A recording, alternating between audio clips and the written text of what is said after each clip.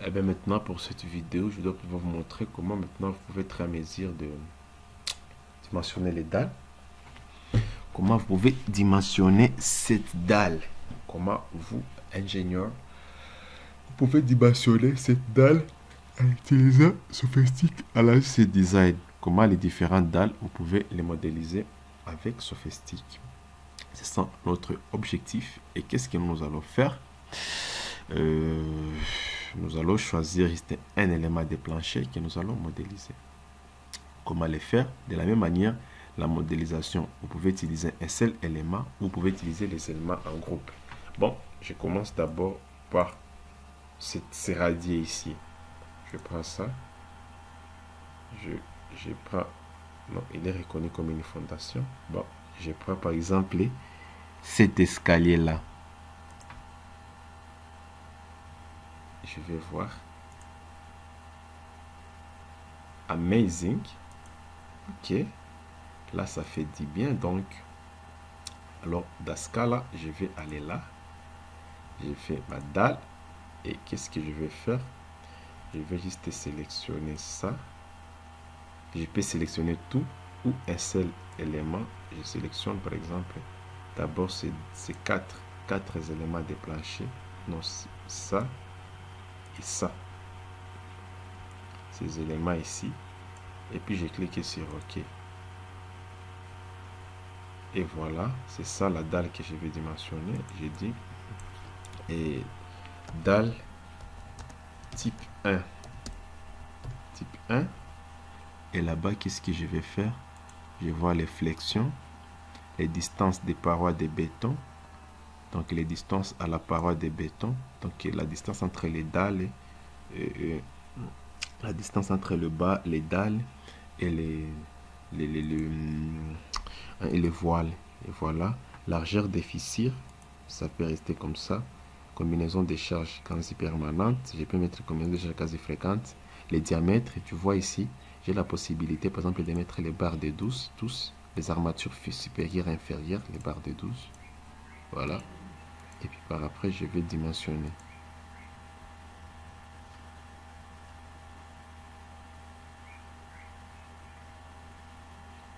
Je patiente parce que là, les dalles, ça prend beaucoup de choses et là, ça nécessite un peu de patience. Un peu de patience. Ça est là-bas. Et puis, si je clique là-bas, ce sont des résultats avec quelques remarques. I'm very sure. Bien sûr, je suis sûr. Dans le cas, ça vous donne comme ça. Ça ne met pas en vert. Donc, ça vous donne des résultats, mais avec quelques remarques importantes à faire. Et voilà, là, ce sont les noms des calculs de nos dalles. Tu vois, ça est là-bas. Tu vois, nez de poinçonnement. Tu vois, voile l'épaisseur. Tu vois, toutes ces remarques là-bas, je dois en tenir compte. Et voilà, tu vois, voilà les dessins qu'il me donne, Building Design. Et si tout ça me plaît, tu vois, les déformations. Voilà, tous ces résultats des calculs. Ce qui est extrêmement bon pour un ingénieur des structures, tu vois. Tu peux présenter tout ça dans un projet. Et voilà les éléments quadrilatères, comment se comportent les armatures dans notre dalle. Comme d'habitude, qu'est-ce que je vais faire? Je dois juste enregistrer. That is the first experience, the first step. Donc, ça c'est la première étape. The second step, maintenant, nous allons vous montrer, juste sélectionner un seul élément de la dalle et comment lancer les dimensionnements. Et that is what I'm getting ready to show you. Et what we can do after, just close this and begin. Je ferme ça, je rentre là-bas, je prends juste cet élément ici. Je prends juste cet élément-là. Je prends juste cet élément-là de plancher. Et puis, pour l'autre, je vais là, je prends juste une dalle et je prends seulement ces deux éléments ici. Et je vais voir qu'est-ce que ça va me donner. Et voilà, parce qu'ils sont déjà calculés. Moi, j'ai juste sélectionné de nouveau. Oui, vous comme les résultats des calculs sont déjà là, est-ce qu'ils vont me donner ça? Bon, je prends ça.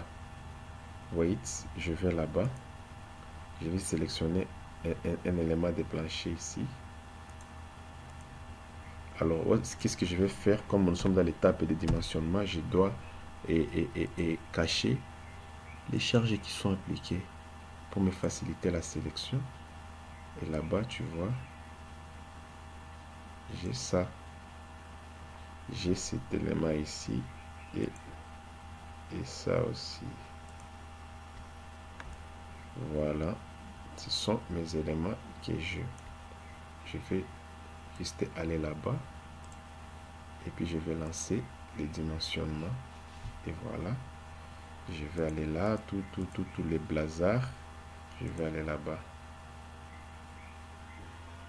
et ça va me donner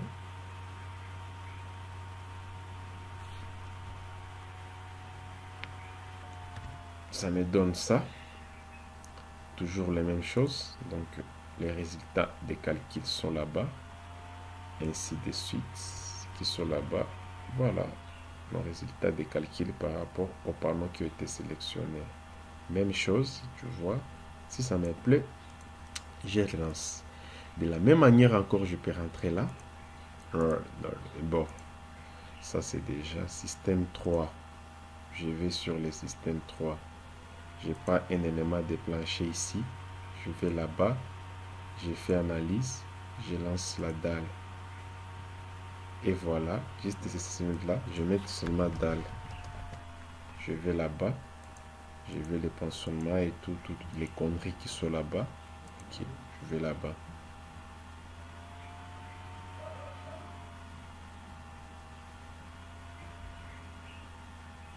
Je patiente.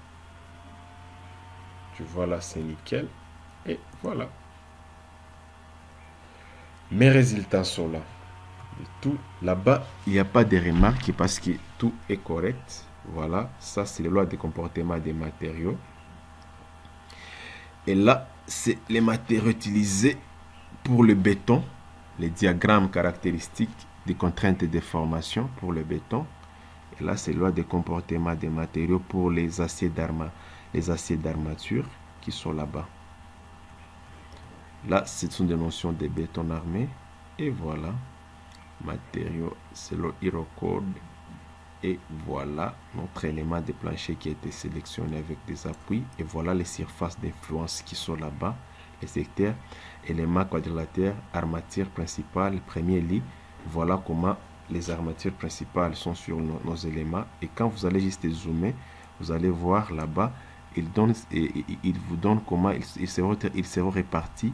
Et il vous donne aussi certaines valeurs et des systèmes.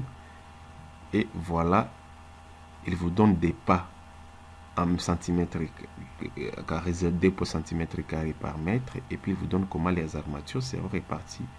Et voilà, tout ça. Maintenant, vous pouvez mettre ça dans vos éléments de calcul. Comme je le dis toujours, vous pouvez aller là-bas.